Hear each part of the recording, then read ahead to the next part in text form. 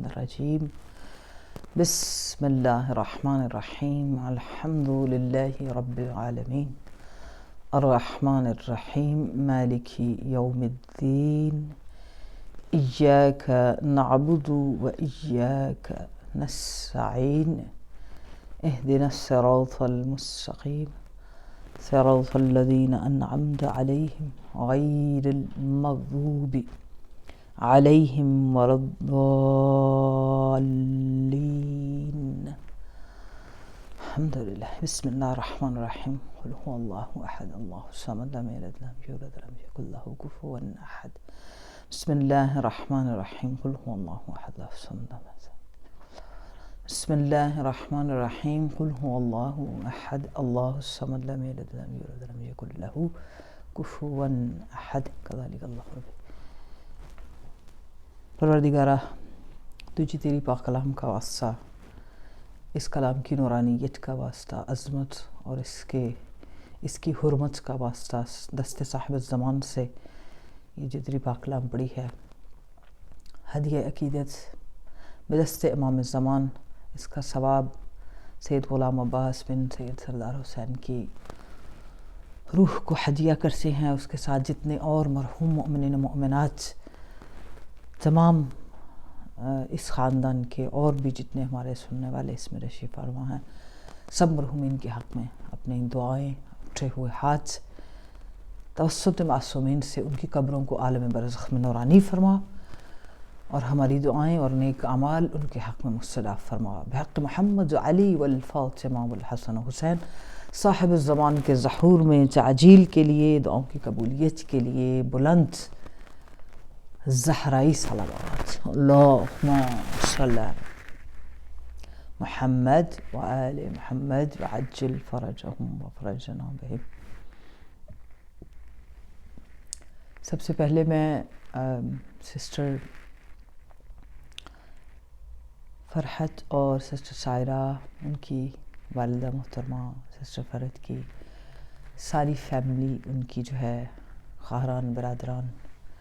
نام بنام سیدہ فاطمہ زہرا کے ایام عزا میں ان کا وہ تو آغوش انشاءاللہ اہل بیت اطہار میں گئے ہیں انکل، ان کے درجات کی بلندی کی دعا کرتی ہوں اور تعزیت اور تسلیت پیش کرتی ہوں۔ انشاءاللہ پروردگار ہمارا بیٹھنا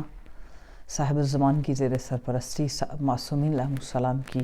زیر سرپرستی قرار دیتے ہوئے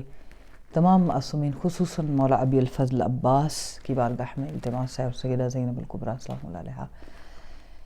کہ اول تا آخر اس نشست کے جتنی عاجزی قرآن اور حدیث سے ہم پیش کریں، وہ اول تا آخر معصومین کی سرپرستی میں دست ابی الفضل عباس سے علیہ الصلاۃ والسلام سے جو ہے قبر نورانی جو ہے سید غلام عباس بن سید سردار حسین کی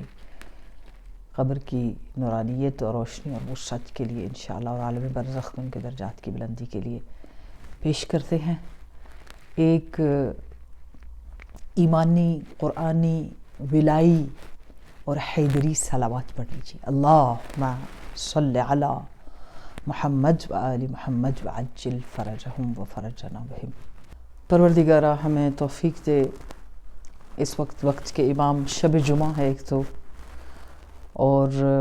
کوئی گھر کا ایسا دروازہ نہیں ہے جو بھی اہل لا الہ الا اللہ ہیں یا نہیں ہیں کہ ان کے لواحقین، ان کے چاہنے والے جو دنیا سے چلے گئے ہیں، کہ شب جمعہ 4 o'clock سے لے کے اس کے بعد تک وہ اپنے پیاروں کو دیکھنے آتے ہیں۔ ہم چاہے اس ٹائم سے لے کر کے کچھ بھی کر رہے ہوں، وہ لوگ گھنٹوں کھڑے بھی رہتے ہیں، ہماری باتیں بھی سنتے ہیں اور ہم سے سوالات بھی کرتے ہیں، لیکن ہم زندہ ہوتے ہوئے جو ہمیشہ زندہ ہیں ان کی باتوں کو نہیں سن سکتے۔ تو آئیے، نہ صرف وہ آتے ہیں، ہمارے وقت کے امام بھی آتے ہیں، سب سے بڑی بات تو یہ ہے۔ آئیے آج ایک ایسے با اخلاق مومن کی خاطر یہ نشست ہے کہ بارگاہ صاحب الزمان میں یہ گواہی بڑی بنتی ہے میری دو چیزوں کے ساتھ، اور ضروری ہے ہر مومن یہ گواہی دے، جتنا اس کے اندر اس بات کی استعداد یا کیپیسٹی ہے وہ اس کے اپنے آخرت کے لیے زیادہ بہتر ہوتی ہے۔ ایک تو انسان کے لیے اس کے آخرت میں بیسٹ جو سب سے وزنی چیز ہے جو اس سے بارگاہ الہی میں قرب دے گی یا معصومین کے قرب میں لے کے جائے گی، وہ انسان کا اخلاق ہے۔ تو یہ ایک خوبصورت شخصیت جن کو میں نے ہمیشہ تبسم کے ساتھ دیکھا اور اخلاق میں دیکھا، اور ان کے اخلاق اور ان کے ایمان کی بڑی علامت کہتے ہیں اولاد والدین کا اشتہار ہوتی ہے۔ جو ان کے اندر کا نور تھا یا نورانیت تھی ایک خاتون ہوتے ہوئے، مجھے اس کا اندازہ ان کی وائف اور ان کی بچیوں کے ساتھ جب میں نے سفر کیا کربلا کا تو مجھے اندازہ ہوا کہ والدین نے کس طرح بچوں کے دلوں میں معرفت اہل بیت کو جو ہے وہ پلایا ہے، خون میں ہے، اور وہ جو ان کی نورانیت اور اخلاق تھا وہ ہمارے اس مسافرت میں ان کے بچوں کے ذریعے جو کہ اپنے ماں باپ کا تعارف ہوتے ہیں، اور خود ان کی والدہ محترمہ بھی ساتھ تھیں، کربلا کے سفر میں ہمارے ساتھ تھے آپ لوگ۔ تو اس لیے میں شروع میں یہ جملہ ضرور کہوں گی، مجھے جب پتہ چلا کہ باجی فرحت جو ہیں سسٹر ہماری لبیک ظاہرہ میں آپ لوگ ہمارے روحانی رشتے میں ہیں، اور دوسرے رشتے میں جو ہمارا باجی نسیم سے بھی تعلق ہے ان کے لحاظ سے بھی آپ کے ساتھ تھا کہ وہ بھی ان کے بھی خون کا تعلق، اور آپ کے ساتھ ڈائریکٹلی ہمارا لبیک ظاہرہ کے پلیٹ فارم سے سیرہ فاطمہ زہرا نے وہ روحانیت کا رشتہ جوڑا۔ تو ایک بات جب میں نے سنی تو کہ مجھے پتہ چلا کہ آپ ہاسپٹل گئے اپنے والد کو دیکھنے ان کے دنیا سے انتقال کر جانے کے بعد، اور مشکلات پیش آئیں کہ آپ ان کی زیارت کر سکیں یا ان کا دیدار کریں۔ مشکلات کے بعد آپ کو موقع ملا، اور آپ نے پتہ نہیں میں درست کہہ رہی ہوں یا پھر صحیح ہوگا جو میں نے سنا اور اوتھینٹک سورس سے سنا، تو میرے ذہن میں میری بہن ایک بات آئی کہ آپ پھر بھی خوش نصیب ہیں، اور اللہ کی بارگاہ میں ہزاروں سجدہ کریں کہ سکون سے آپ نے خوبصورت اور اطمینان والے چہرے سے دنیا سے جب وہ رخصت ہوئے تو بڑا پرسکون چہرہ اپنے بابا کا دیکھا، اور ایک اچھی حالت میں ان کا دنیا سے مولا کی بارگاہ میں، اللہ کی بارگاہ میں، رحمت خدا میں جانا دیکھا۔ ہاں، یہ جب میں نے سنا کہ آپ کو مشکلات پیش آئیں گے پھر بھی آپ گئے، اور پھر میرے ذہن میں ایک ہی بات آئی تھی، دو بیٹیاں مجھے یاد آئیں۔ ایک وہ بیٹی جو ابھی بھی جن کے لیے بعض روایتوں میں 40 دن بعد جناب فاطمہ زہرا کی شہادت لکھی جاتی ہے، 45 ڈیز کے بعد آپ اٹھ نہیں سکتی تھیں، چل نہیں سکتی تھی۔ تو وہ بیٹی اور ایک وہ بیٹی جو برچھیاں، لاشیں، تماچے، جنہیں چند لمحوں کے لیے بھی باپ کی شہادت کے بعد انہیں رکنے نہیں دیا گیا، جنہیں تماچوں سے، جھڑکیوں سے اٹھایا گیا، جنہیں یتیمی کے اگلے دن ہی اسیر بنایا گیا، میرا لاکھوں کروڑوں درود و سلام ہو اس کائنات میں اس بادشاہ حسین علیہ السلام کی بیٹی پر جنہوں نے بیٹی کے روپ میں ایک نور کا تعارف کرایا۔ یہی چیز میرے ذہن میں آئی، اور میں نے امام زمان سے دعا کی کہ پروردگارہ تجھے اس بیٹی کی فریاد کا واسطہ انشاءاللہ. یہ اہل بیت اطہار کے ماننے والے ہیں. امام رضا علیہ السلام فرماتے ہیں، میری جان قربان، فرماتے ہیں کہ کوئی بھی اپنا دکھ ہو، کوئی ڈانٹ بھی دے تو پھر بھی امام حسین کا غم جو ہے اس کو یاد کر کے روئیں. تو ہمارے یہ آنسو جو سیدہ رقیۃ المرتقیٰ فقینہ بنت الحسین کے غم کے ہیں، یا سیدہ فاطمہ طاہرہ سلام اللہ علیہا کی مصیبت کے ہیں، یہ پروردگار ہمارے مرحومین کے حق میں آج شب جمعہ جتنے ہمارے مؤمنین و مؤمنات کسی بھی دروازے پہ کھڑے ہوں، یا اللہ ہماری اس نشست کے وہ آنسو جن کی قسم تو نے کھائی ہے، جسے تو آب حیات کہتا ہے، جس کی نور سے تو بہشت کو روشن کرتا ہے کہ بہشت میں ان آنسوؤں کی رونق ہے، اور بہشت والے اس سے جو ہے قرار حاصل کرتے ہیں. اس کی قیمت، اس کا درجہ خدا ہی جانتا ہے. تو ان آنسوؤں کو ہمارے مرحومین کے حق میں مسترد فرما. یہ غم حسین اور غم سکینہ بنت الحسین کے آنسو ہیں انشاءاللہ. آئیے ان کے دنیا سے جانے اور رحمت خدا میں پہنچنے کے بعد ہم جو پیچھے ہیں، ہم نے جو منظر دیکھے ہیں، ہم اس میں اپنی ذمہ داریوں کو محسوس کریں. مثلا اگر ہم یہ دیکھیں کہ ایز اے مسلم ہمارے پاس great source of knowledge, source of blessing, ایک بہترین خزانہ، بہترین نور، بہترین دوستی، بیسٹ فرینڈشپ، بیسٹ کمپینین اور بیسٹ دوست، بیسٹ استاد، بیسٹ معلم، بیسٹ ٹیچر، بیسٹ جو ہے ایک ورڈ میں نور، گائیڈنس، کائنات کی ہر چیز کا ذکر،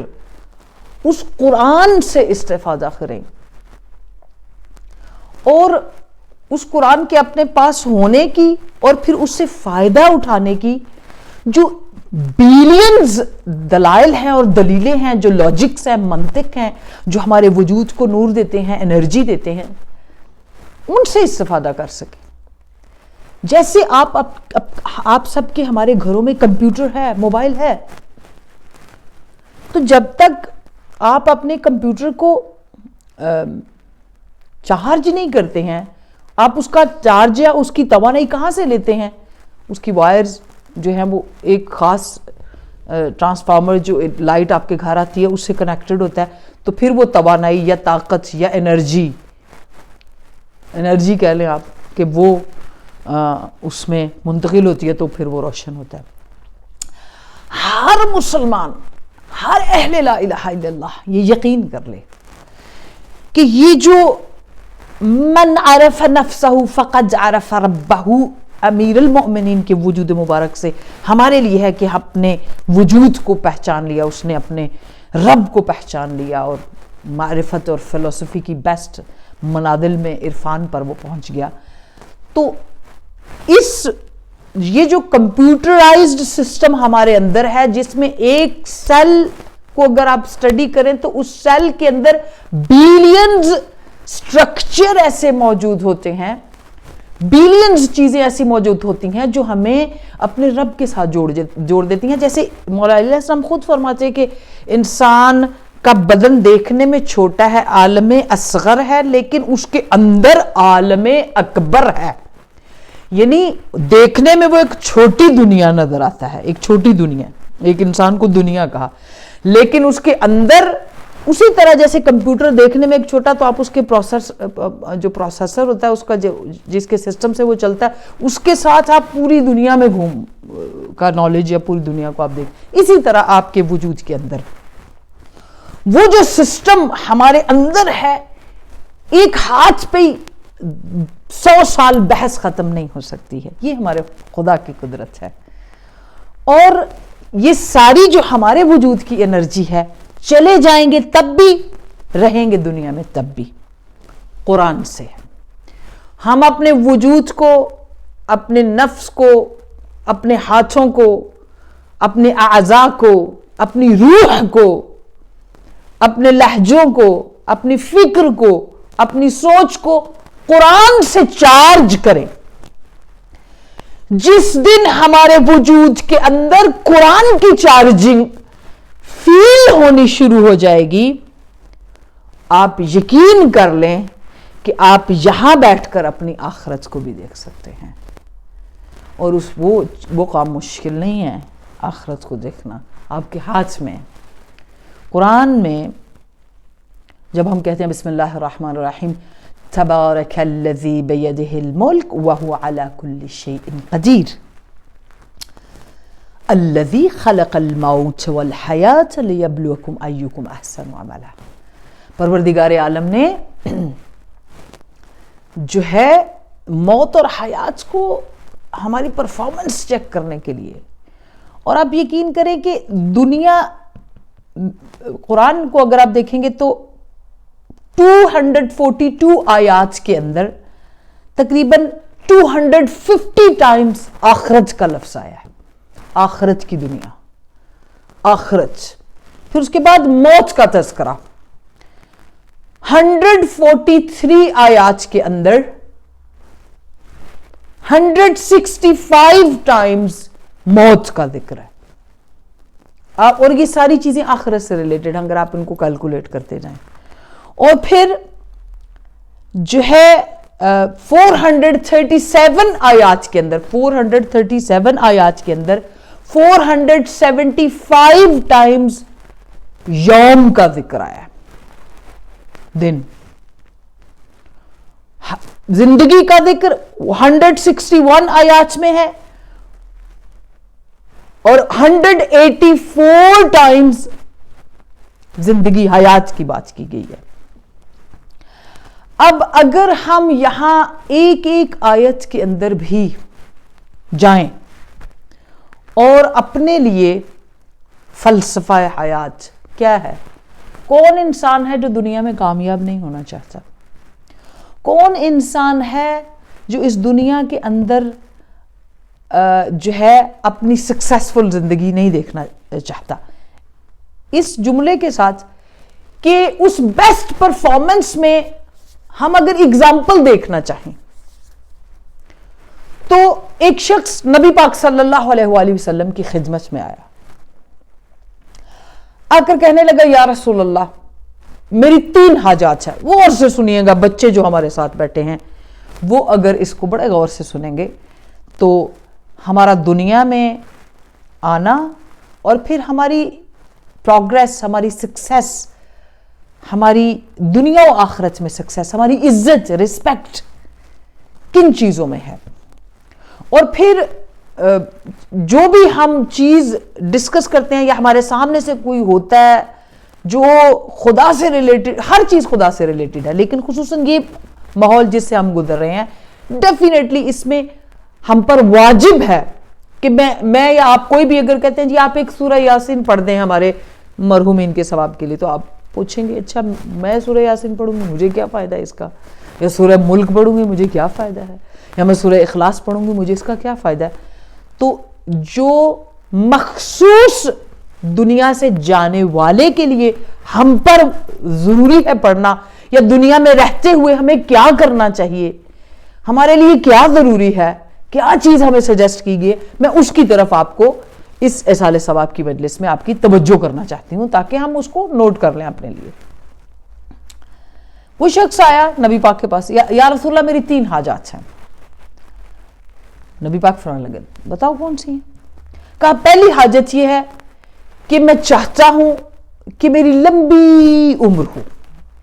طول عمر ہو میرے پاس. میں جوانی میں یا تھوڑی عمر کے ساتھ نہیں جینا چاہتا، میں چاہتا ہوں میری اتنی لمبی عمر ہو، میں سب کچھ کھاؤں پیوں، بوڑھا، بہت بوڑھا ہو کر، ضعیف ہو کر دنیا سے جاؤں. کہا دوسری؟ اس نے کہا دوسری چیز یہ خواہش ہے میری یا رسول اللہ، میں چاہتا ہوں کہ میں دنیا میں جو زندگی گزاروں، جو لمبی عمر گزاروں، وہ فقیروں والی نہ ہو، بلکہ میرے پاس ٹھیک ٹھاک پیسے ہوں جس سے میں جو چاہوں کروں، چاہے میں چیریٹی کروں، چاہے میں خدا کے راہ میں دوں. یعنی مجھے نہیں چاہیے کہ میں دستے سوال کسی کے آگے دراز کروں، کسی کے آگے مانگوں، کچھ کروں، مجھے کسی کی محتاجی نہ ہو، اور میں جو ہے ویل آف جو لائف ہے وہ میری ہو, اور مجھے جو ہے نا کسی کی محتاجی نہ ہو, مجھے پیسوں والی زندگی ہو, اور میں ایک رچ پرسن ہو کر رہنا چاہتا ہوں. رسول پاک مسکرائے, فرمایا اچھا پھر تیسری حاجت کیا ہے؟ نے کہا تیسری حاجت یہ ہے کہ میں ہر دل عزیز رہوں, میرے رشتہ دار, دوست, میرا خاندان, میرا قبیلہ مجھ سے پیار کرے, میری عزت کرے, اور میں ان کے اندر جو ہے نا ہر دل عزیز رہوں.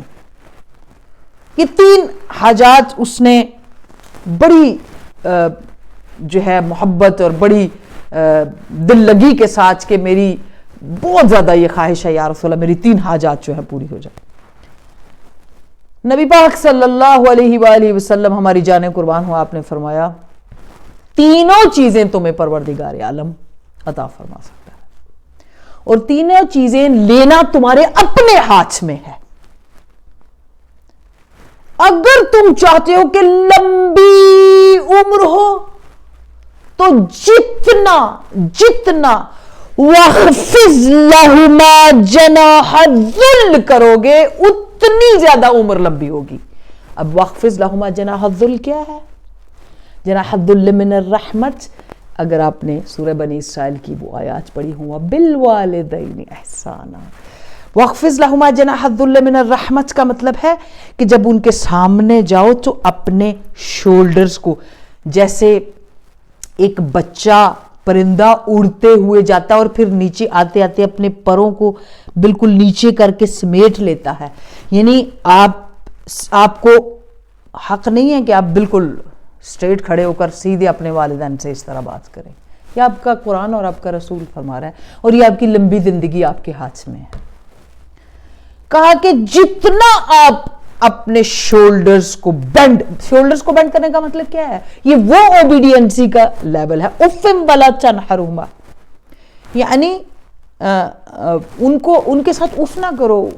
مطلب جھگڑو مت, جھڑکو مت ان کو. اگر کوئی چاہتا ہے کہ اس کی لمبی عمر ہو, نبی پاک فرماتے ہیں بوڑھا ہو کر ساری نعمتوں کا فائدہ اٹھا کر, تو جائیے اپنے والدین کے پیروں میں بیٹھ جائیے.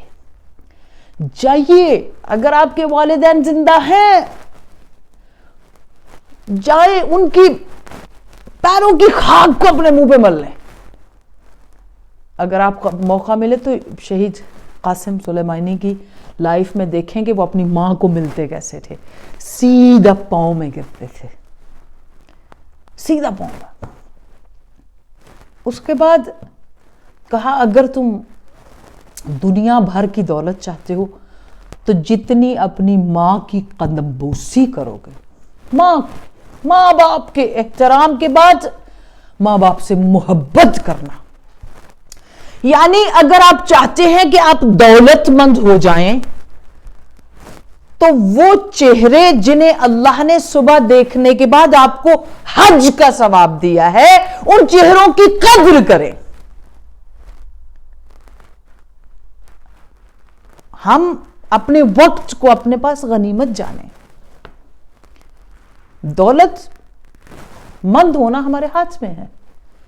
کہا جتنا ٹوٹ کر, جتنی دفعہ پیار سے دیکھو گے اپنی ماں کے چہرے کو, اپنے باپ کے چہرے کو. کیوں کہا اگر مشکلات آ جائیں زندگی میں, اگر کوئی بڑا سے بڑا معاملہ, یہ آپ کے ائمہ فرماتے ہیں, آپ کے رسول, بڑا سے بڑا مہم مسئلہ کے پہاڑ جتنا, تو جا کر ماں کے قدموں میں بیٹھ جاؤ. ماں سوئی ہو, ماں کے قدموں کی طرف جاؤ, پاؤں کے تلووں پہ اپنے ہونٹ رکھ کر خدا سے دعا مانگو.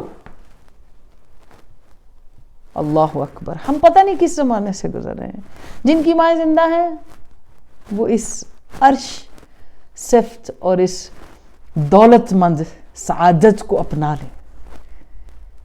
اس سے پہلے کہ آپ ہاتھ ملیں اور آپ کا رحمتیں دینے والا سورس ختم ہو جائے, آپ کو دولت دینے والا ذریعہ ختم ہو جائے. اس سے پہلے کہا کہ ہر دل عزیز ہونا چاہتے ہو تو پھر اپنے والدین کی کوئی بھی بات فرمائش ہو ان کی فرمائشات کو پورا کیا کرو. کئی دفعہ ہم تھک جاتے ہیں، لو ابو نے یہ کہا، ماں نے یہ کہا، باپ نے یہ کہا، ماں نے، ہم لوگ لائٹ لیتے ہیں. خدا حساب رکھنے والا ہے، اللہ یحاسب، وہ بہترین حساب لکھنے والا ہے، اور جیسے وہ لکھتا ہے کوئی اور نہیں. وہ کیا فرماتے ہیں کہ حساب کیا لکھتے ہیں کہ اگر ایک بچہ اپنی ماں کے چہرے کو دیکھے گا تو اس کے بچے کے اعمال میں لکھا جائے گا حج کا ثواب. ایک ایک قدم پر 1000 نیکیاں. اور پھر یہ بڑا جاننا ضروری ہے، اور یہ ہر دل عزیز ہوں گی، یعنی تینوں چیزیں آپ کو ایک ہی گھر میں ایک ہی جگہ پر اس وقت کو غنیمت جان لیں اپنی زندگی میں جو ہمیں ماں باپ کے ساتھ ملے، بیٹے بھی اور بیٹیاں بھی.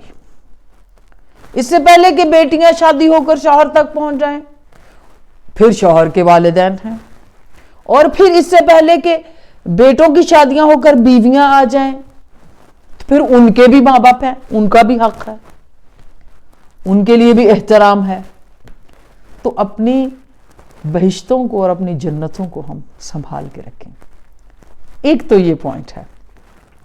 دوسرا جو میں نے آپ کی خدمت میں عرض کرنا ہے، ایک بڑا عجیب و غریب واقعہ ہے جو کہ اس وقت میرے ذہن میں آ رہا ہے، اور وہ یہ کہ آیت اللہ بروجردی خود ایک بہت بڑے عارف، عالم، فقیہ، بزرگ، دانشمند، مفکر، محقق، رائٹر، بہت کچھ. ان کے والد محترم وہ بھی ایک عارف، رائٹر، محقق. آیت اللہ بروجردی کے لیے لکھا گیا کہ یہ اپنے ٹائم پہ بہت بہترین یعنی فقیہ، عارف بھی تھے. ایک دفعہ باجماعت نماز پڑھا کر تو واپس جانے لگے تو تہران میں، تو لوگوں نے کہا کہ ایک جنازہ ہے تو لطفاً آپ مطلب جنازہ پڑھا دیں. نے کہا ٹھیک ہے، مسئلہ نہیں. اس وقت موجود تھے، باجماعت نماز کرائی، امامت کرائی، نماز کے بعد انہوں نے نماز جنازہ کو پڑھایا. جلدی سے وہاں پہ ہی نزدیک جو شہداء کا قبرستان ہے وہاں پر کہنے لگے آغا صاحب آپ لطف فرمائیں، مہربانی فرمائیں. لوگوں کے لیے ایک بڑی سعادت ہوتی ہے کہ بڑے بزرگ عالم سے اگر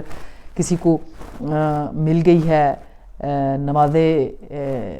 جنازہ کی سعادت تو التماس کرنے لگے کہ آغا صاحب آپ تلقین بھی اتارتے ہیں تو تلقین آپ پڑھ دیں، کیونکہ ان کے ساتھ مطلب بزرگ ہیں تو آپ تلقین بھی پڑھ دیں جس طرح اس چیز کو میں نے پڑھا. آغا صاحب لوگ کے کہنے لگے اچھا ٹھیک ہے. اب جب انہوں نے اس کو قبر میں اتارا، جوان تھا، موت ایک جوان کی تھی، یہی کوئی 38 ایئرز کا بندہ ہوگا، جوان موت. آغا صاحب فرمانے لگے کہ وہ قبر سے نیچے اترے، تلقین پڑھنے لگے تو وہ چونکہ عارف تھے، وہ جانتے تھے کہ میں بولوں گا تو یہ جواب دے گا. تو آپ نے دیکھا کہ وہ اس کے شولڈر ہلا کے اس کو کہہ رہے ہیں، تو وہ آگے سے جواب نہیں دے رہا، اس کا چہرہ بند ہے. آپ نے ارد گرد دیکھا، آپ کو فیل ہوا کہ شیطانی طاقتیں ہیں ارد گرد. ایک بار آپ کی آنکھ نے اس کے عالم برزخ میں دیکھا کہ اس کی قبر بند ہوتے ہی اس کے لیے کچھ صحیح نہیں ہے. جو ان کو دور سے آتش اور یہ والی چیزیں جو کہ سخت تھیں وہ انہوں نے محسوس کی. انہوں نے اپنی طرف سے بڑی کوشش کی، لیکن اتنے ناراحت تلقین پڑھ دی انہوں نے، اتنے ناراحت کہ اس کے پاس کیوں توفیق نہیں تھی اپنے لب ہلانے کی. کیا ہے اس بندے کے ساتھ کہ میں اس کو ہلا رہا ہوں. اور مجھے پتا ہے، کیونکہ سب تو نہیں سنتے نا، سب تو پڑھ کے نکل آتے ہیں، لیکن ایک بڑے جو عارف وہ جانتے تھے کہ یہ جواب دے سکتا ہے، لیکن اس کے ساتھ کچھ ہے. جو ہم برائی کرتے ہیں وہ پھر شیطان کی صورت میں ہمارے ساتھ رہتی ہے، اور جو ہم اچھائی کرتے ہیں وہ بھی. اب ناراحت بہت نکلے قبر سے باہر. قبر کے باہر کھڑے ہو کر ایک دفعہ اپنے سارے اطراف میں دیکھا آپ نے کہ آپ کو سارے لوگ نظر آئے لیکن ایک بوڑھا آدمی تھا اور اس کے ساتھ ایک بوڑھی خاتون تھی. آغا صاحب کے دل نے گواہی دی کہ یہی اس لڑکے کے ماں باپ ہو سکتے ہیں. اب جو ہے نا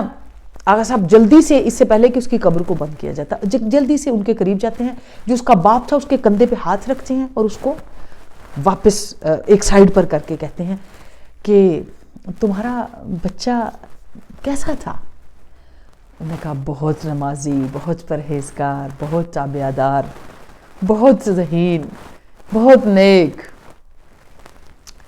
انہوں نے کہا کہ تمہاری باتیں ٹھیک ہیں، کوئی ایک بات، کوئی ایک عمل جو تمہارے دل میں ہو کہ وہ ٹھیک نہ ہو کرتا ہو، یا کیونکہ اس نے کہا کہ باپ سے کہا کہ آپ بزرگ ہو میرے، اگر یہ آپ اب مجھے نہیں بتاؤ گے تو تمہارے بیٹے کی برزخ ٹھیک نہیں ہے. اب باپ جو ہے نا باپ نے فوراً کہا ہاں ایک بات اس کی ایسی تھی. اس نے کہا آغا صاحب فرمانے لگے کیا؟ نے کہا کہ ایک دو تین دفعہ ایسا ہوا تھا کہ لوگوں کے درمیان وہ بات کر رہا تھا اور میں نے بات کی تو اس نے میری بات کو لوگوں کے درمیان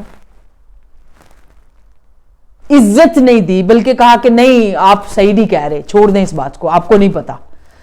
تو وہ اتنی سی بات جو ہے نا میرے دل میں مجھے میری انسلٹ فیل ہوئی. مجھے لگا میرے بیٹے نے مجھے ڈیگریڈ کیا ہے بس. پر وہ بات تو میں بھول گیا تھا. پر لیکن آغا صاحب فرماتے ہیں کہ اس بات کی گرا کہ اس نے آپ کو لوگوں کے درمیان ڈیگریڈ کیا تھا بیٹے نے، ابھی تک آپ کے دل میں جائیے جا کر خدا کا واسطہ اس کو معاف کیجئے. اب جب اس کے باپ کو لے کر قبر کی طرف گئے تو وہ اوپر رکھ رہے تھے جو آخری تختے ہوتے ہیں اس کے اوپر رکھنے کے لیے. آغا صاحب نے کہا رکو رکو رکو، ابھی نہیں رک جو، پیچھے کر دو ان کو. دوبارہ پیچھے کیا، باپ کو کھڑا کیا قبر پر، کہا اپنے بیٹے کی غلطی معاف کرو. میری بہنوں، میری بیٹیوں، کتنی دفعہ ہم نے زندگی میں ایسے کام کیے کہ ہمارے والدین کے دل میں وہ گرا ہو کہ کبھی کسی کے سامنے ماں کی عزت نہ کی ہو یا باپ کے جملوں کو ڈیگریڈ کر دیا ہو. اگر موقع ہے تو آج ہی پاؤں پکڑ کر ان سے ساری گریں کھلوا لو، اس سے پہلے کہ عالم برزخ خراب ہو جائے. ماں ہوتی، ایک جگہ پر بھی اگر ایک جملہ بھی کہیں سے ایسا ہو گیا جس سے ماں کے دل میں آیا کہ بچی نے مجھے ڈیگریڈ کیا، بچی نے دوسروں کے سامنے میری عزت نہیں کی، یاد رکھیے گا جب تک معافی نہیں ہوگی تب تک عالم برزخ درست نہیں ہے. کہتے ہیں باپ نے جیسے ہی اس بیٹے کو اپنے کو معاف کیا اور دعا مانگی، قبر سے ہٹا، آغا صاحب دوبارہ قبر میں اترے،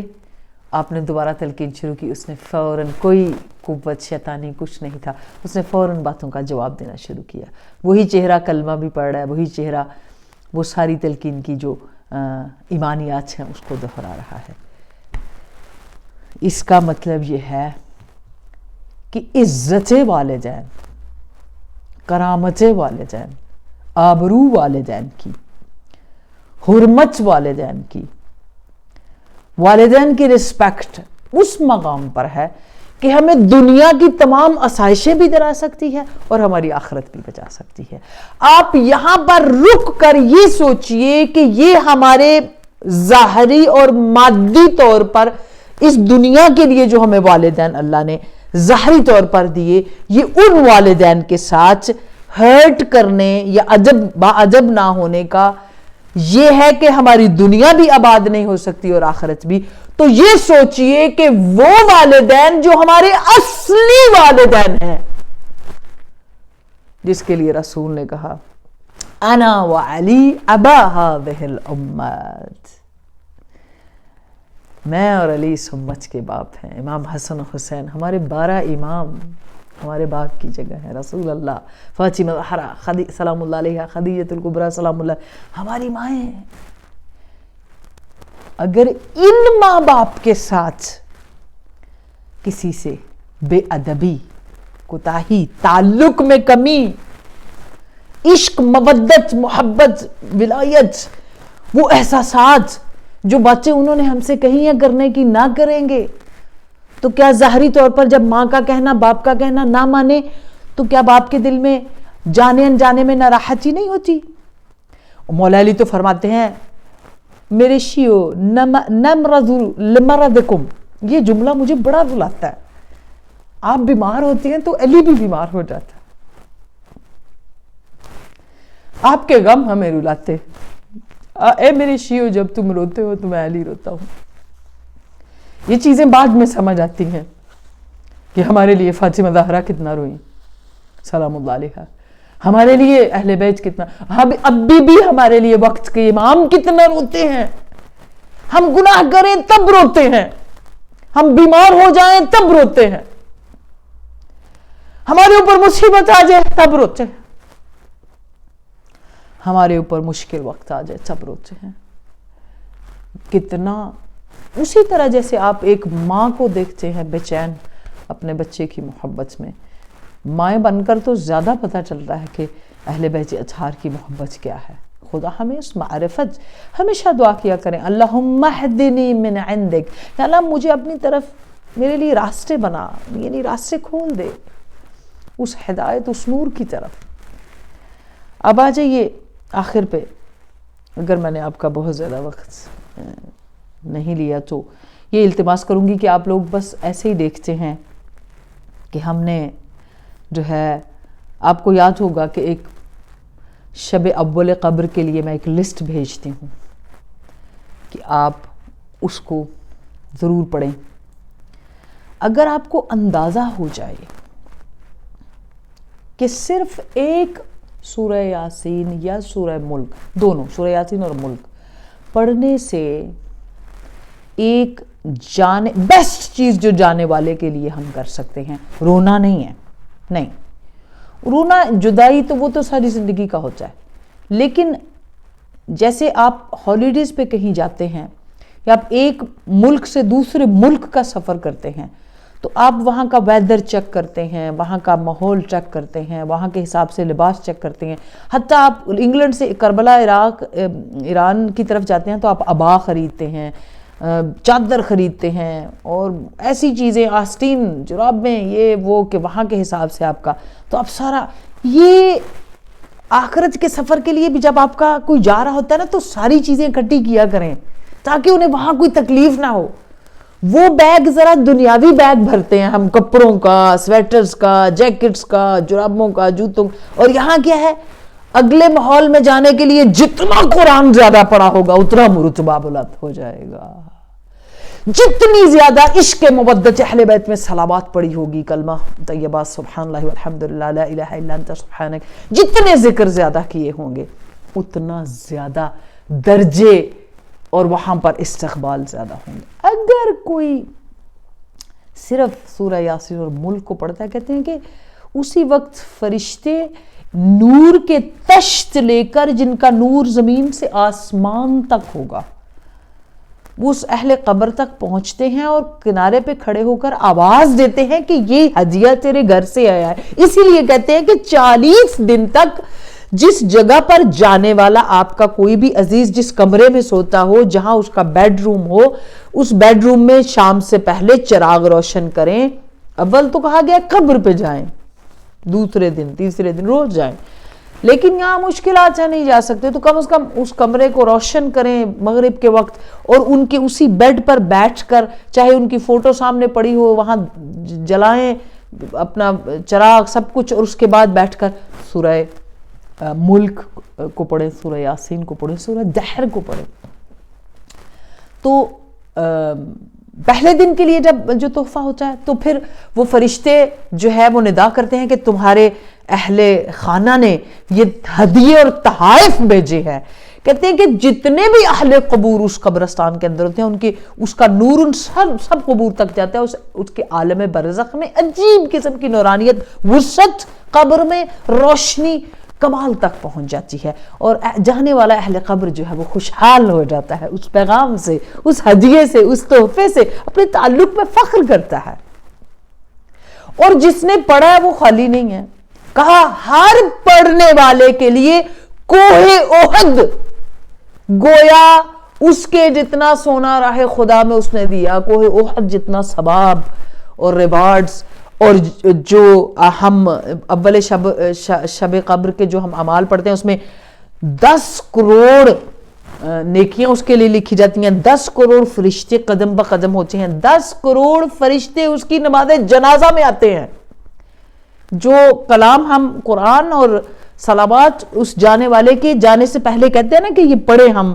اکثر آپ نے دیکھا ہوگا جو لبیک کے ذرا کے گروپ میں ہم لوگ شیئر کرتے ہیں، اور میں بڑا زور دیتی ہوں کہ پلیز پڑھیں، اور پڑھنے والے کے درجات اسی طرح بلند ہوتے ہیں. ایک بہت اہم چیز جو معصومین نے فرمائی ہے کہ دنیا میں ہمیشہ رہتے ہوئے اپنی موت کو یاد رکھیں، اور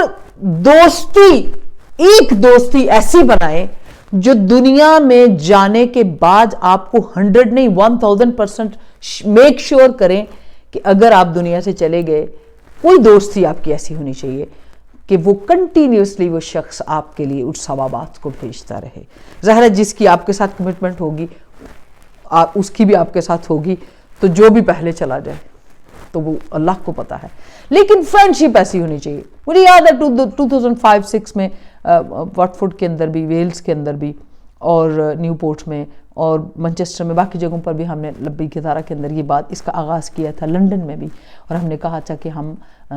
آخرت کے لیے یہ دوستی ہے. اس کا مطلب کیا تھا کہ بنام فاطمہ زہرا سلام اللہ علیہا ہم کوشش کریں گے کہ اگر کوئی ہمارا دنیا سے چلا جاتا ہے تو ہم اس کے لیے پوری آخر تک کوشش کریں کہ ہم بہترین قسم کے وہ اعمال بھیج سکیں جو اس کے درجات کی بلندی کا باعث ہوں، اور جاری رکھ سکیں اس سلسلے کو، وہ سلسلہ ہمیشہ جاری رہے. اس لیے التماس ہے، یہ میں نہیں سمجھتی کہ ایک تھرسڈے کے لیے یہ ساری چیزیں ہمیں اپنی زندگی کے ہر تھرسڈے، ہر مہینے کے ہر اس دن میں یہ ایک پورا جو ہے پیکج ہے معصومین علیہ السلام کا، کہ جس میں صادق آل محمد امام صادق علیہ السلام عالم آل محمد فرماتے ہیں کہ سورہ تکاثر بیسٹ ہے، اور جو ہے نبی پاک صلی اللہ علیہ وسلم کہ جس نے روز شام کو سونے سے پہلے سورہ تکاثر کی تلاوت کی، عذاب قبر نہیں اس پر لوگ پڑھیں یا نہ پڑھیں، وہ عذاب قبر سے دور ہو جائے گا. اور امام صادق علیہ السلام فرماتے ہیں کہ سورہ الحاقہ جس نے زندگی پوری میں 75 ٹائمز پڑھ لی، منکر نکیر کے سوالات اس کو کبھی پریشان نہیں کریں گے، کسی وقت بھی، آخرت میں، عالم برزخ میں، کسی حساب میں اس کو پریشانی نہیں ہوگی. تو آئیے اپنے ان ریوارڈز کو، ان ثوابات کو اکٹھا کریں، اور جو ہے دعا کریں اللہ رب العالمین کی بارگاہ میں کہ خدا ہمارے یہ دنیا کے بیزی ٹائم میں جو ہم اتنی چیزیں کرتے ہیں، اتنا کچھ اکٹھا کرتے ہیں، تو ہم روز ایک دفعہ سورہ الحاقہ کو اپنے لیے پڑھ کر رکھ لیں، اپنے کسی جانے والے کے لیے پڑھ دیں، اور پھر اپنے لیے بھی ہدیہ ہو جائے کہ میری بھی بی بی زینب کے پاس امانتاً رکھ دیں کہ اگر کوئی بھول بھی جائے میرے لیے پڑھنا تو بی بی آپ کے پاس ہے، میری قبر میں لے کر آ جائیے گا.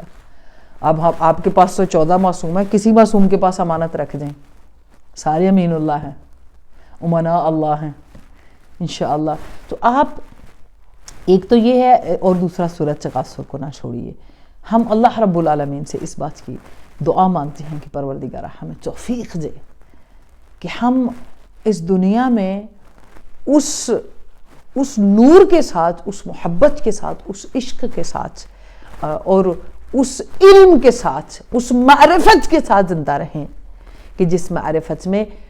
میرے وقت کے امام فرماتے ہیں کہ ہم اپنے پیار کرنے والوں کی نماز جنازہ میں ضرور آتے ہیں.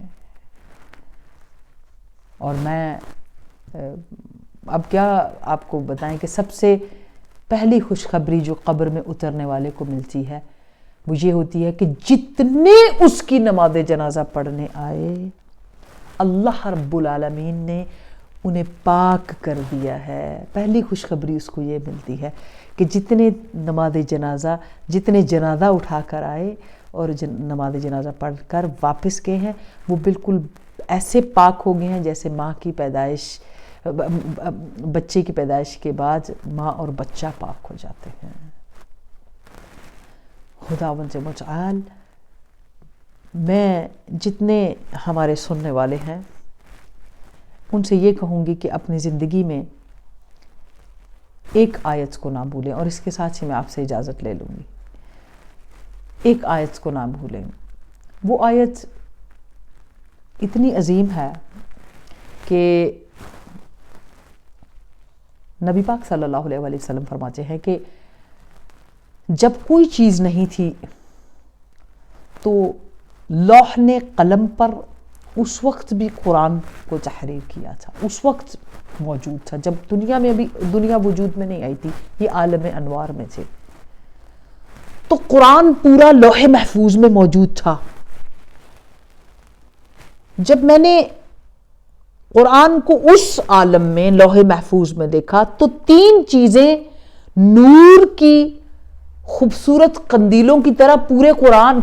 نور ہے, لیکن 3 چیزیں پورے قرآن میں نور کی طرح ایک نور نکل رہے تھے ان سے. 3 نور تھے, 3 نور. قرآن تو پورا ہے لیکن 3 نور نکل رہے تھے.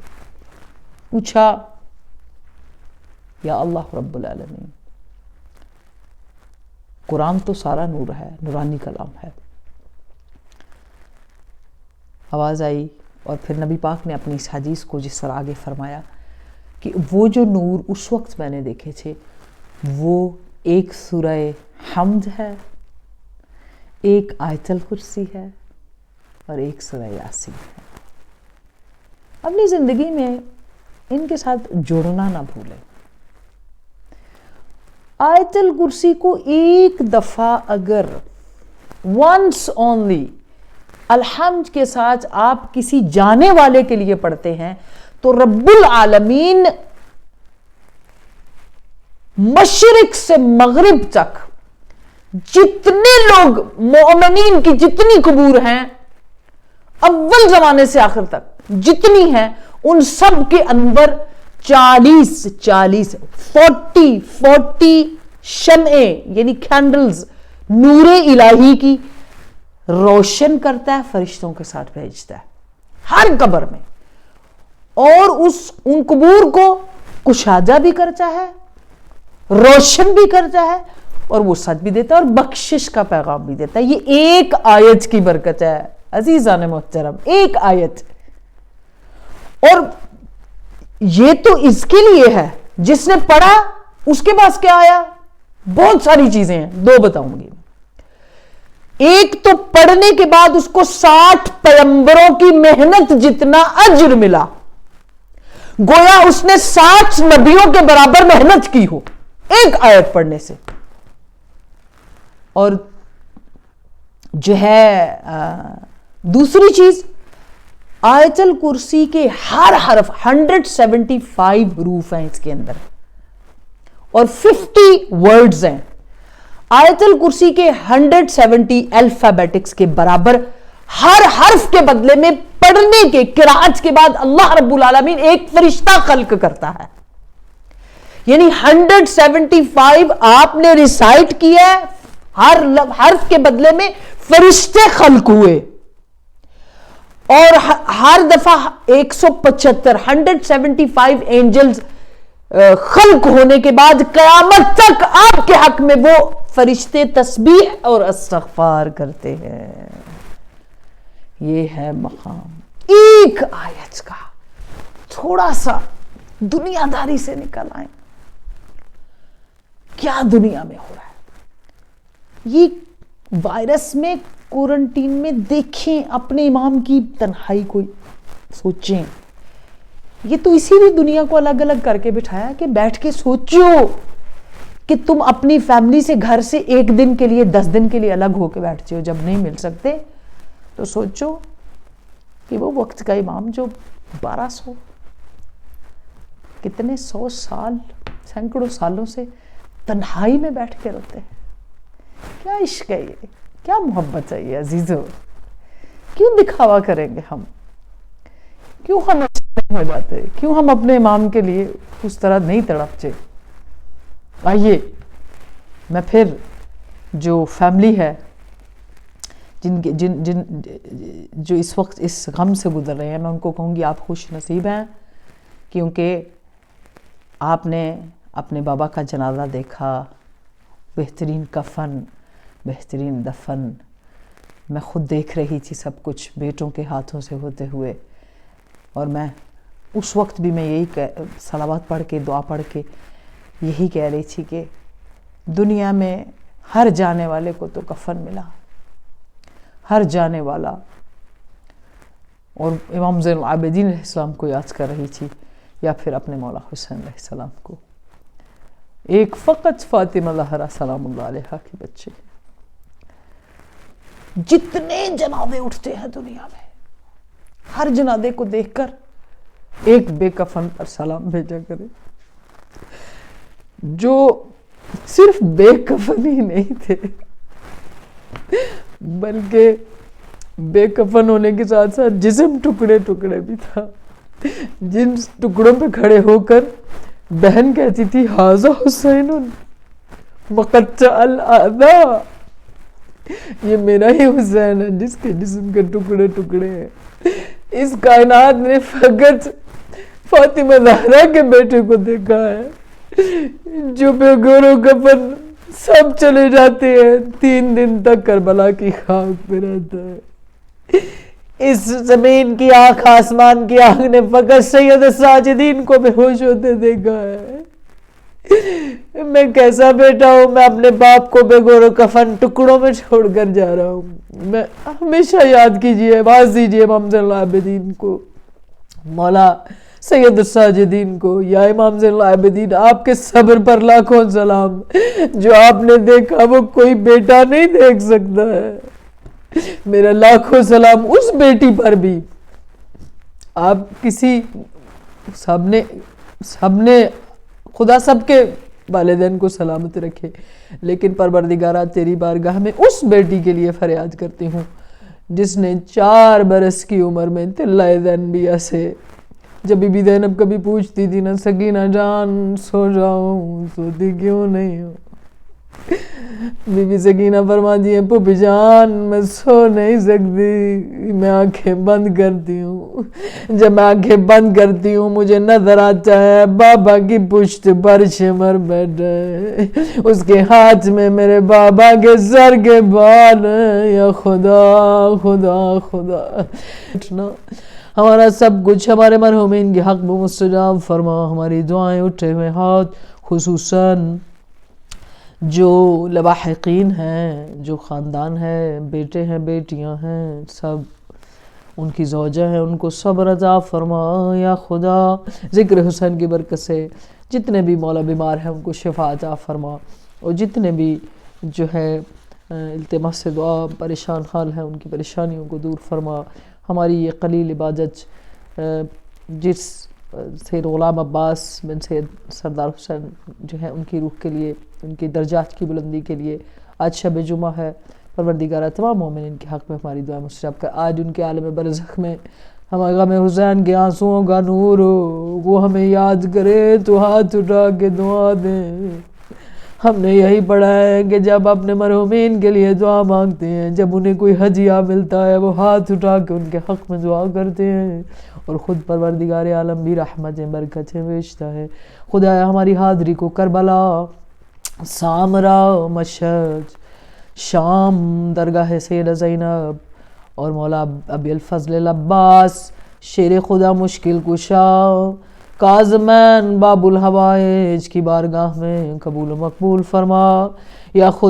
خدا اس وائرس کو ختم فرما، جلد از جلد اپنے معصومین کی بارگاہ میں پہنچیں، یہ دوریاں ختم فرما. یا خدا حرم ویران نہیں دیکھ سکتے، یا اللہ یا اللہ یا اللہ یا اللہ یا اللہ یا اللہ امن یجیب المضطر اذا دعاہ ویکشف السوء اللہم صلی علی محمد.